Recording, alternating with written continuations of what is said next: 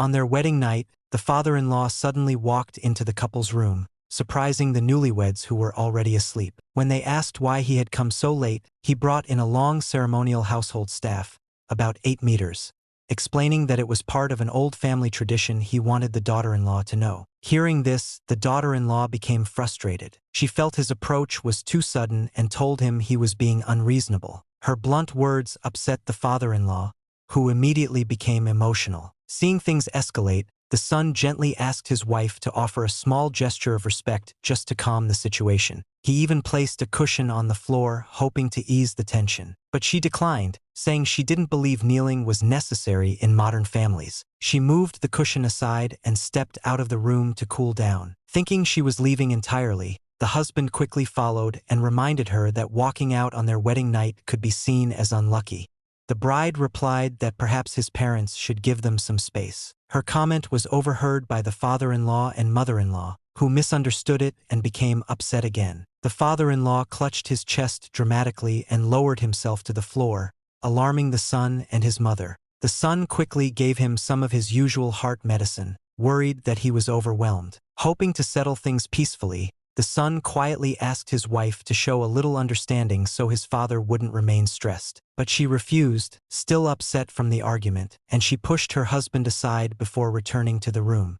As the husband tried to follow her, his father suddenly grabbed his foot, revealing that his dramatic collapse had been a performance meant to emphasize how seriously he took family traditions. Seeing this behavior on their wedding night, the son became frustrated. He asked his parents to return to the countryside for the moment so the couple could have some peace. Later, he apologized to his wife and told her his parents had left, and she forgave him. The next morning, the husband woke early to prepare breakfast for his wife. They were joking happily when the parents suddenly appeared again. The father-in-law loudly announced that they had returned to continue the family traditions, startling the couple. The husband was confused since he thought they had already gone home. This time, the father-in-law acted as though he were inspecting an old family estate, saying he needed to personally guide the daughter-in-law through traditional customs. When she declined his requests, he became theatrical again. He accidentally knocked over a vase and spoke in a way that made it sound like he expected royal-style respect. He told the bride that,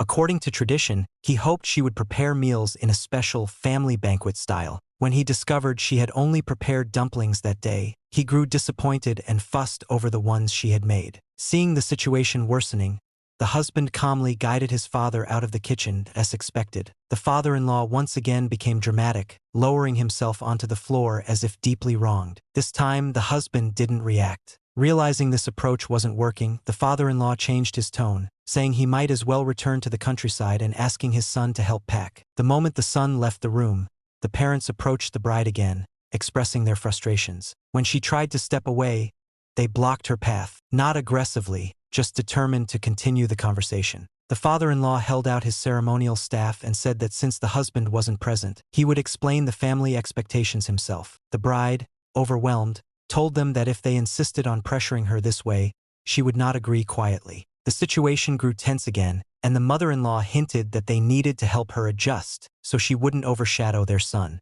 The woman calmly held her ground and reminded them that she was still their son's wife and hoped they would treat her fairly. The father-in-law, still acting quite inconsiderate and dramatic, went to the kitchen and came back holding a kettle. His exaggerated behavior startled her, but just then the husband entered and ordered him away, easing the tension.